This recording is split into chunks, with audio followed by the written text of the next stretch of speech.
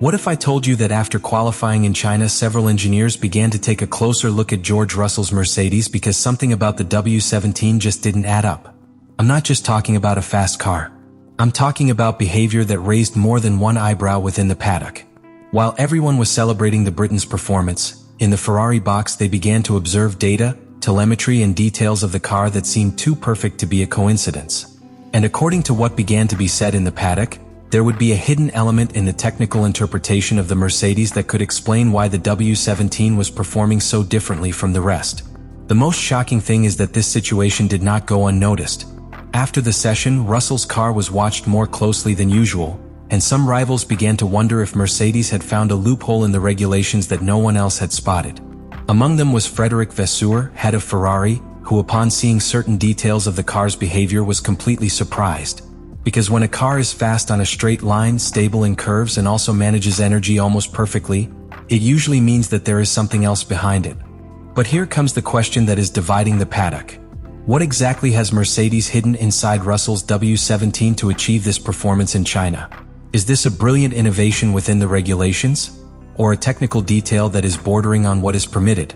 What happened in qualifying for the Chinese Grand Prix started as a normal session, but ended up generating one of the biggest technical conversations in the paddock at the start of the season. George Russell put his Mercedes in an extremely competitive position in Shanghai, a circuit that usually clearly exposes the strengths and weaknesses of each car. And that is precisely why his performance attracted so much attention. It wasn't simply that the W17 was fast in a particular sector. The car seemed extremely solid in virtually all areas of the circuit. On the straights it maintained a very high speed, but at the same time it maintained stability in long corners, something that normally requires significant aerodynamic compromises. Analysts began to review Russell's laps in detail and something curious quickly appeared. The Mercedes was not only efficient at top speed, but seemed to manage energy extremely cleanly during the lap. On a circuit like Shanghai, where traction and energy recovery play a key role, the W17's behavior seemed too consistent in each sector. This led several teams to wonder if Mercedes had found a very particular interpretation of the technical regulations that allowed them to optimize power delivery without sacrificing aerodynamic stability. From that moment on, conversations began within the paddock. Engineers from different teams observed the car's behavior on the onboard cameras, compared data sector by sector and analyzed the way in which the Mercedes accelerated when exiting the corners. What was most surprising was that the car seemed to maintain a balance that was very difficult to achieve. A lot of aerodynamic efficiency on the straight without losing too much power in the curve. That type of behavior usually indicates that the team has found a very advanced solution in the integration between chassis, aerodynamics and power unit. The W17's performance did not come completely as a surprise, because Mercedes had already shown signs of progress at the start of the season. George Russell had been establishing himself as the leader of the team and had achieved important results that placed Mercedes as one of the strong teams in the championship. In fact, the German team was already in competitive positions within the Constructors' Championship thanks to the constant performance of Russell and the progressive adaptation of the young Kimi Antonelli to the car. But even taking that progress into account, what was seen in China's qualifying seemed a step further. The situation became even more interesting when it emerged that Russell's car received a more detailed technical check after the session. These types of inspections are a normal part of the work of FIA technical delegates when a car shows particularly outstanding performance. However, the simple fact that the Mercedes was being looked at more closely quickly fueled speculation in the paddock. Some analysts began to talk about unusual telemetries in the way the car managed energy during the fastest lap, something that could be related to the integration of the hybrid system or certain aerodynamic aspects of the car. Despite these suspicions, so far there has been no sanction or confirmation of irregularity, which indicates that the car continues to comply with the technical regulations. Meanwhile, at Ferrari they began to observe very carefully what was happening. Frédéric Vasseur and his team knew that Mercedes had taken a step forward this season, but the level of performance on display in Shanghai seemed to indicate that there was something special about the W17.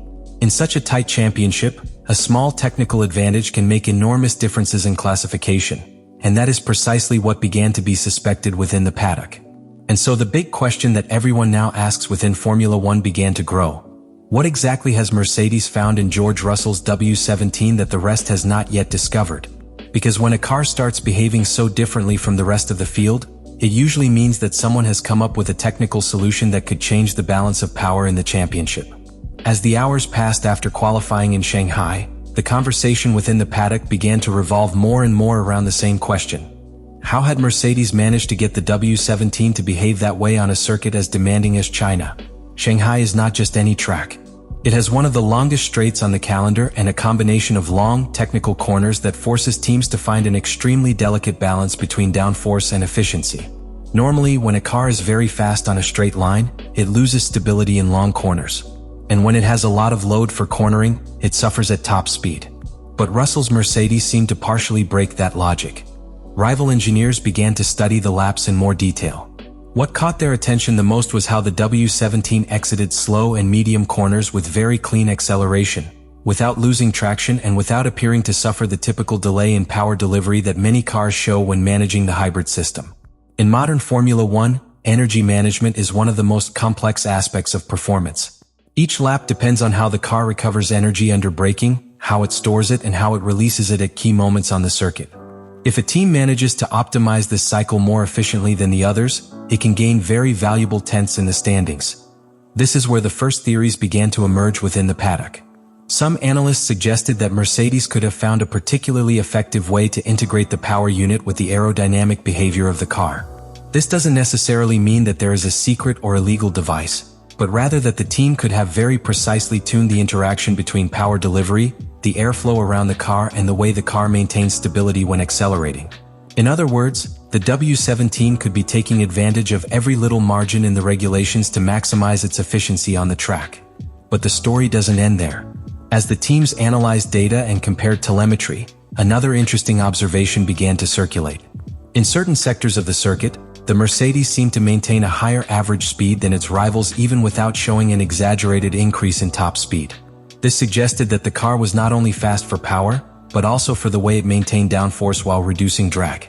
That balance between downforce and drag is one of the most sought-after secrets in Formula One engineering.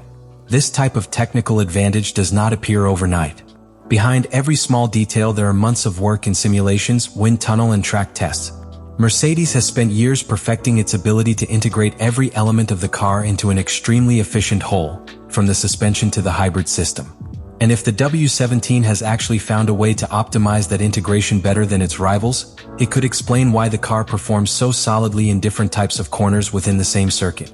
All this was what Ferrari began to observe from the other side of the paddock. The Italian team knows perfectly well that when a rival shows such different behavior on the track, it usually means that it has found a very interesting technical interpretation of the regulations.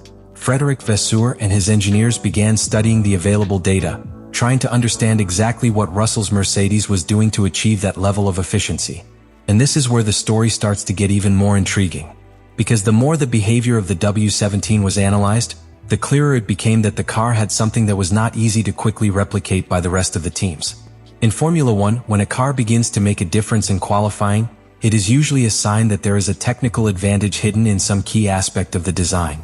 The big question now is whether that advantage comes from a brilliant interpretation of the regulations, or if Mercedes has simply managed to perfect a technical solution that the other teams have not yet fully understood.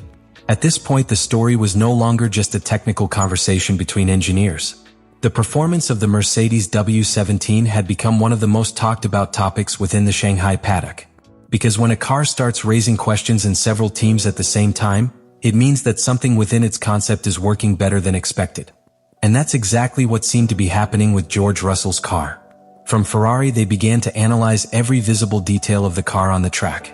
In Formula One, many times the big advantages are not found in obvious parts, but in how different systems work together.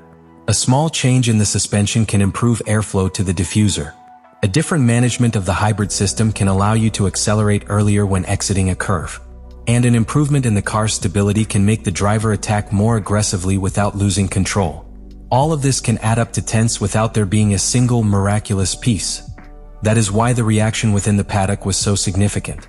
The behavior of the W17 suggested that Mercedes could have found a particularly efficient combination of aerodynamics, chassis, and power unit. In other words, it would not be a single hidden trick, but an extremely fine integration of the entire car. These types of solutions are the most difficult to copy because they do not depend on a single piece, but on an entire design concept. Meanwhile, George Russell was making the most of that performance. The Briton has established himself as the team leader and has shown that he can extract the car's potential at key moments such as qualifying. Their results have been fundamental in keeping Mercedes as one of the most competitive teams in the championship, consolidating its position among the protagonists of the season. But the most interesting thing is what could happen from now on. When a team finds a technical advantage within the regulations, the rest of the grid immediately begins to work to understand and replicate it. Engineers from different teams will review onboard cameras, photographs of the car, speed data, and any small detail that may reveal the secret behind the Mercedes performance. It is a race parallel to the one we see on the track, the race to decipher the rivals' ideas. And this is where the true impact of what happened in China comes in. If Mercedes has indeed found a more efficient technical interpretation of the regulations with the W17, that advantage could influence the development of the cars throughout the season. Teams like Ferrari, McLaren, or Red Bull will have to react quickly if they do not want to be left behind in this technological battle that defines each Formula One championship. Leave me in the comments what you think about all this.